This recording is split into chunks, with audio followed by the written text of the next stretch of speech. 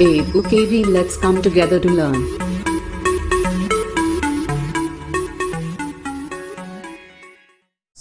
Today we shall discuss about the class 12th chapter, microbes and human welfare.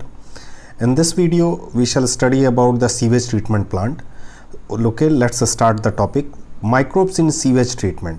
As all of you know, that treatment of waste material or wastewater is done by the heterotrophic microbes naturally present in the sewage. Actually, what happens in the sewage, there is a natural presence of heterotrophic microbes. I hope all of you understood this term, heterotrophic. Heterotrophic microbes means those microbes which derive their nutrient or food material from other sources. They do not produce their food material or their nutrition directly from the raw material. So that's why they are called as heterotrophic microbes. And the treatment of wastewater that can be produced from the household activities, and they can be produced, and their treatment can be done by the heterotrophic microbes, and they are naturally present in the wastage. Actually, this treatment is carried out in two stages. First one is the primary treatment or physical treatment.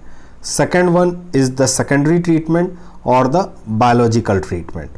Sewage treatment, first thing which comes to our mind is primary treatment. Primary treatment means physical treatment. Physical treatment means in which we involve any physical objects to purify or treat the water or sewage water. Here the physical removal of particles from sewage, such as by the process such as filtration and sedimentation. These are the two processes which applied on during the primary treatment. Okay, these are the two processes we can apply during the primary treatment. Second one is the secondary treatment. Secondary treatment is another type of treatment in which aeration, activated sludge and anaerobic sludge digester, these are the three instruments or three means through which we can easily treat the sewage.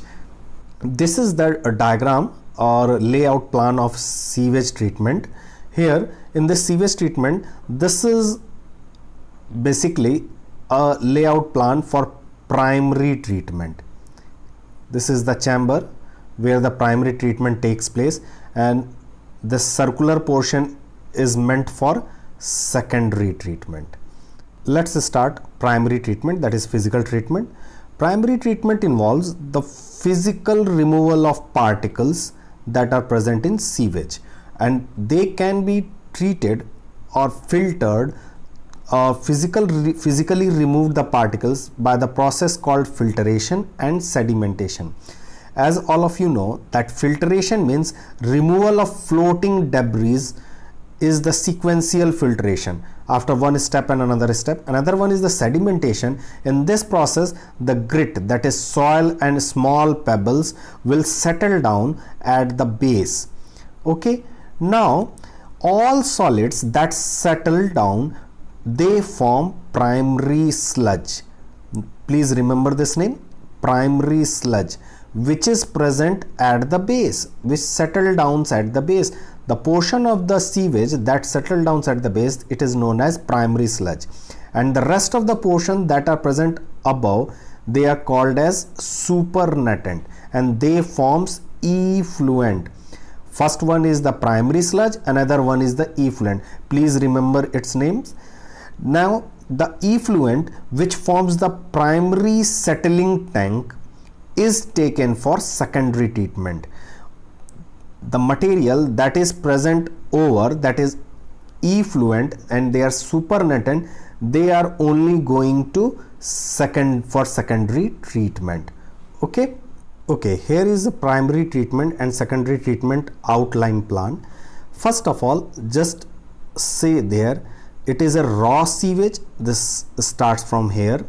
Raw sewage comes from various different locality to this plant, that is STP, sewage treatment plant, in which first there are screens put up there. So these screens filter out the materials, physically suspended material that are present in the primary sewage, and they filter it out through a communicator, and through this communicator, and they are then passing through the grit chamber, and through this grit chamber, this grit disposal passes out and they settle at the base, that is, they are termed as primary sludge.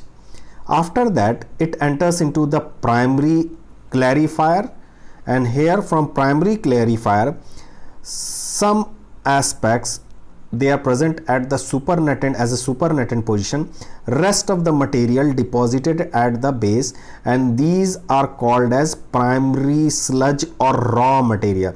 They can be taken out through sludge treatment and disposal. Afterward, the material that is present at the top, that is supernatant, they then transferred into, that's why it is known as primary effluent, and it is now transferred to aeration tank. Here also some of the material, some of the waste material again returns to the sludge, and again here they are treated and they are returned back again to the sludge treatment and disposal plant. After here, this is the aeration tank where air compressor is directly linked with it, and it supply oxygen, a suitable amount of oxygen, so that the rest of the water, purified water, enters into the second clarifier.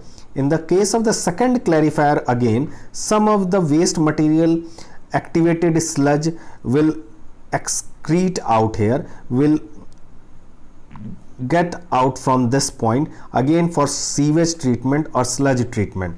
And now this secondary clarifier water is disinfectant by the help of some chemicals. After that, it is the secondary effluent.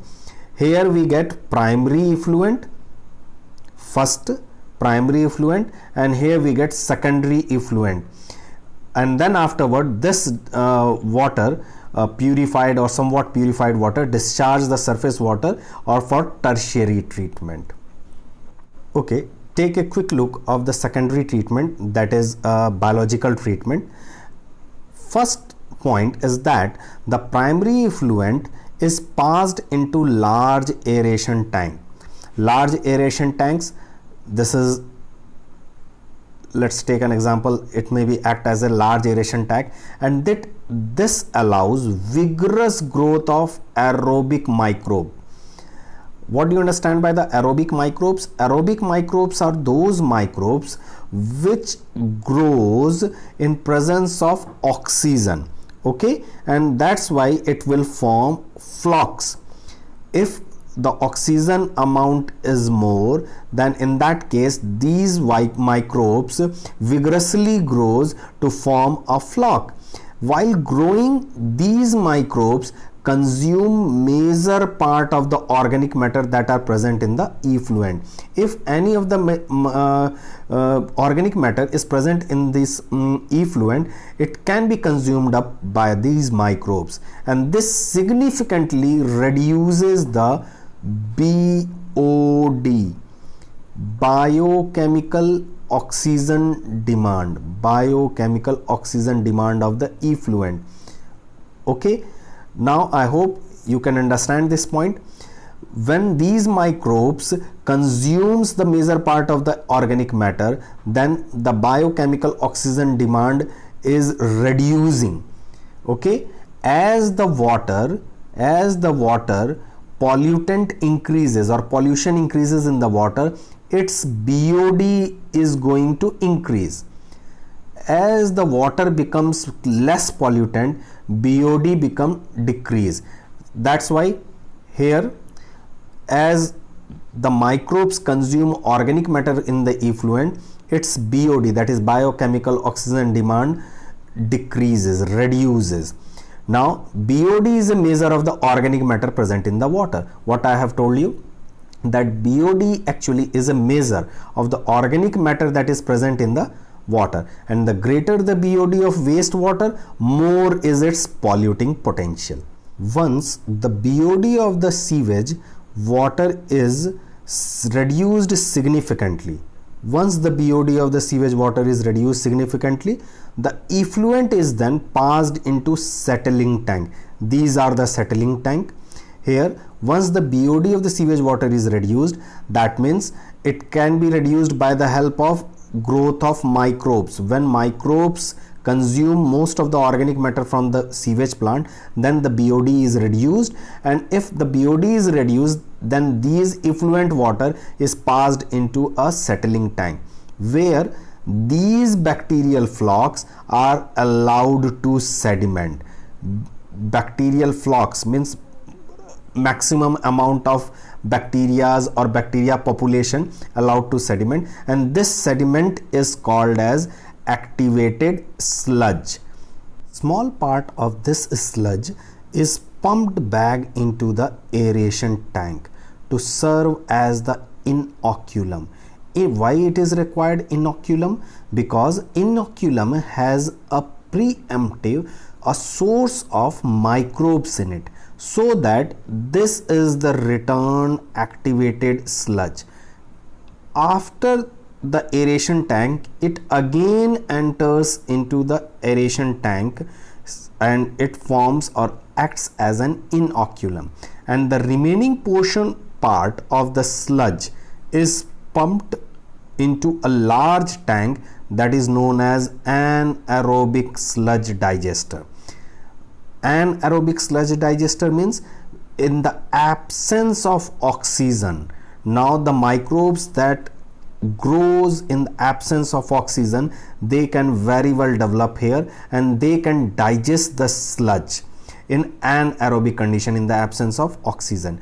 During this digestion, actually what happens, bacteria, specifically anaerobic bacteria, they produce a mixture of gases such as methane, hydrogen sulfide and carbon dioxide, and these gases form biogas, and these gases are a source of biogas. Specifically, they can act as a source of energy, and the effluent from the secondary treatment plant is generally released into natural water bodies like rivers or streams.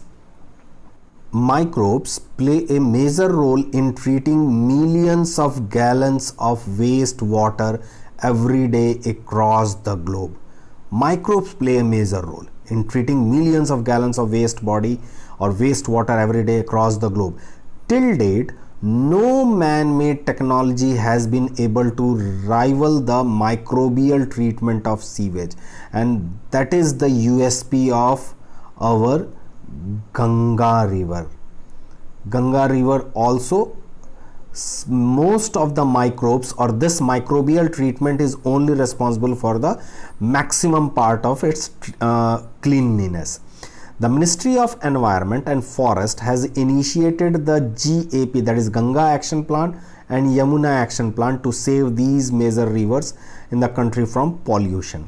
Under these plans, actually it is proposed to build a large number of sewage treatment plant, that means STP, so that the only treated sewage may be discharged in the rivers. Microbes in production of biogas. Actually, microbes is a mixture of gases produced by the microbial activity and which may be used as a fuel. Actually, what happens, biogas is predominantly contains 60% methane and remaining 40% is of CO2. Okay, that means microbe is a production of biogas. Biogas is a mixture of, as I have told you, gases produced by microbial activity and which may be used as a fuel. Here the primary source is 60% methane and 40% CO2. Certain bacteria such as methanobacteria, which grow anaerobically. Anaerobically means without involvement of oxygen, in absence of oxygen, on cellulosic material, and they produce large amount of methane along with CO2 and H2O. Okay, these bacteria collectively called methanogens and specifically methanobacterium. So commonly what we call them as methanogens, and specifically example is methanobacteria. They produce large quantities of methane along with carbon dioxide and hydrogen by acting on cellulosic material, means all those materials which are made up of cellulose. Now actually what happens, they are also found in the following sites such as anaerobic sludge. They may be present in the anaerobic sludge, rumen of cattle, flooded rice fields and marshy places. And first one, rumen of cattle, and they have a lot of cellulosic material present in the food of cattle, is also present in the rumen. Okay, in rumen these bacteria help in the breakdown of cellulose and play an important role in the nutrition of cattle. Thus the excreta or the dung is used for the production of biogas, as it contains cellulosic material as well as methanogens, and that's why these excreta or dung is called as gobar gas and is rich in these bacteria. And these dungs can be used for the generation of biogas, commonly called gobar gas. And this technology and the technology of the biogas production developed in India by IARI, Indian Agricultural Research Institute, and KVIC, Khadi and Village Industries Commission. These are the two premier institutes of India, and the technology of biogas production was developed by these two institutes, IARI and KVIC. Actually, in its production is as follows. The biogas contain, or the biogas plant consists of 10 to 15 feet deep concrete tank, 10 to 15 feet deep concrete tank in which the slurry of the dung is fed. Here slurry of the dung is fed, and the technology, as I have told you, it is developed by the IARI and KVIC. And the biogas plant concrete tank in which the bio waste are collected and slurry of the dung is fed. Okay, this is the biogas cycle, and this is the biogas plant which is developed by a typical biogas plant. This is a typical biogas plant in which what happens, initially a floating cover is placed. Actually this is the floating cover over the slurry, and this is the slurry which is fed up from outside and which keeps on rising as the gas is produced here. And this in the tank microbial activity, by the help of microbial activity gas is produced here. And the biogas plant has an outlet that is connected to a pipe, for removal of biogas and supply of it to the required place in the household goods. And there is also an outlet to remove the spent slurry, to remove outlet pipe to spent slurry, okay, which can be used as a fertilizers. Please note down some of the important points of the biogas plant. Actually the floating cover, as I have told you, this is the gas holder of the floating cover, is placed over the slurry, and this is the place where slurry is being kept, and it keeps on rising as the gas is produced in the tank due to the microbial activity. And the biogas plant has an outlet which is connected to a pipe to supply the biogas to nearby houses, and the spent slurry removed through another outlet and may be used as a fertilizer. And the biogas thus produced is used for cooking and lighting. And microbes as biocontrol agents. Actually biocontrol agents means pests and diseases. First example is ladybird, to control the aphids, and another one is the dragonfly, which controls the mosquito. Now the point which comes to our mind is, what do you mean by biocontrol agents? Actually, biocontrol here refers to the use of biological methods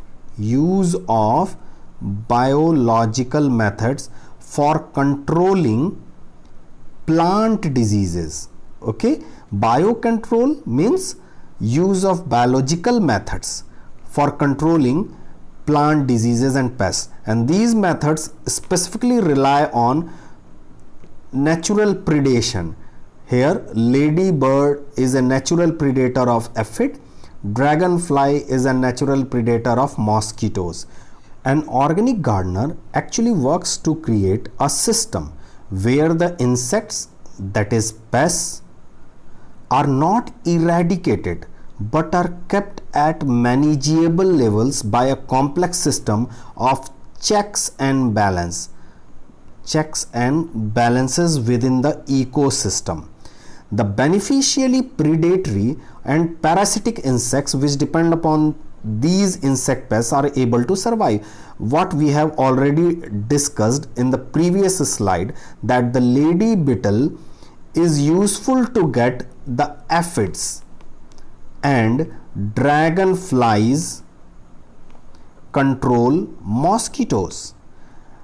Apart from this one, there is another example, that Bacillus thuringiensis, that is BT cotton. Bacillus thuringiensis is a bacteria, and when its gene is introduced into the BT cotton plant, then it is resistant to insect, okay, bollworm or other insects. Actually, this is the bacterium Bacillus thuringiensis, whose spores are actually toxic. Its spores are actually toxic to certain insect larvae, and they kill them, but is not harmful to other larvae. This is the specific example of Bacillus thuringiensis, that is BT cotton. Another one is the toxin producing genes of these bacteria are transferred actually through genetic engineering. Through genetic engineering, we get transferred these Bacillus thuringiensis bacteria specific genes into crop plant, which become resistant to insect pests, and then BT cotton is an example. Now, another biological control being developed for treatment of plant diseases is the fungus. Okay, due to the presence of fungus, trichoderma. This is the fungi. Okay, this is the fungi, trichoderma, which protects root system and control plant pathogens.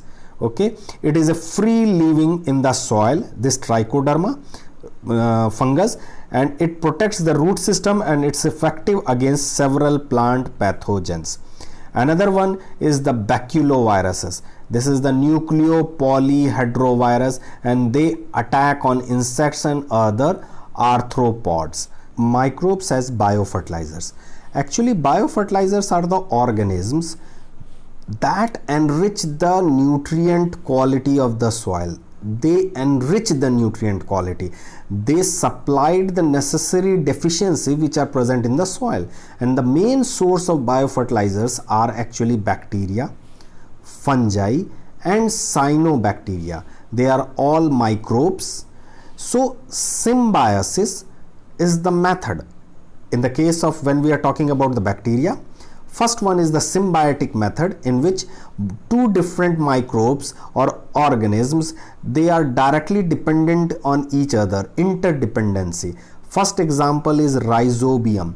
They are present with root nodules of leguminous plants, so they may act as a biofertilizer. Another one is the free living. Some of the bacteria such as Azotobacter and Azospirillum, it is present in the free living in the soil. Okay, actually what happens, they fix the atmospheric nitrogen and enrich the soil nutrients. Here is a chart of the biofertilizer organisms. First one is the rhizobium. It is a bacteria. and it is present in the symbiotic association with leguminous plant. Here it is a root of the leguminous plant in which the rhizobium bacteria is present. Another one is the Azotobacter. Actually, Azotobacter is a free living bacteria and it can fix atmospheric nitrogen and enrich the soil nutrient. Same way, blue green algae also they can act as a biofertilizer. Then Azospirillum, it is also a free living bacteria and it can fix atmospheric nitrogen and enrich the soil nutrient. And here there is an example of mycorrhizal association is also given. This is the fungi which can also act as the fertilizers, biofertilizer. First is the symbiotic association. What I have told you that you must have studied in the class 11 that mycorrhizal association, fungi may form symbiotic association with the roots of higher plants. Okay, they form mycorrhizal association. Mycorrhizal association is actually symbiotic association with the root system of higher plants such as glomus, and it absorbs phosphorus and water from the soil for the plant growth. Okay, other benefits of mycorrhiza actually are resistant to root-borne pathogens. They are resistant to root-borne pathogen. This is the benefit of mycorrhizal association. Second one, it helps in the tolerance to salinity. It develops tolerance to salinity, saline atmosphere. Third one, tolerance to drought.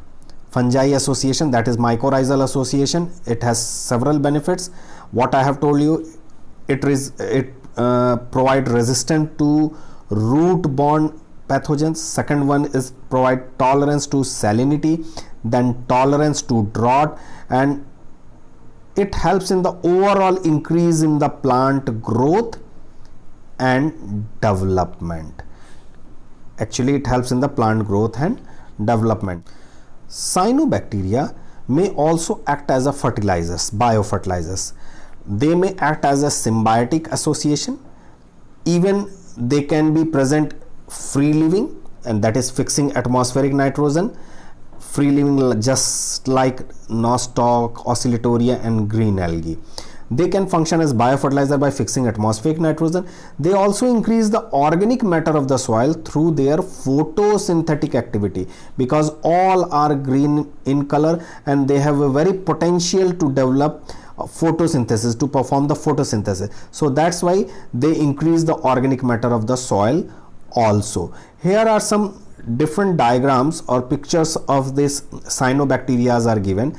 First one is just like some examples are Chlorococcus, Glyocapsa, Oscillatoria, Gliotrichia, Merispedia, Tulipthrix, and these are some of the types of this specific cyanobacteria. Here are some beautiful pictures of these cyanobacteria are given.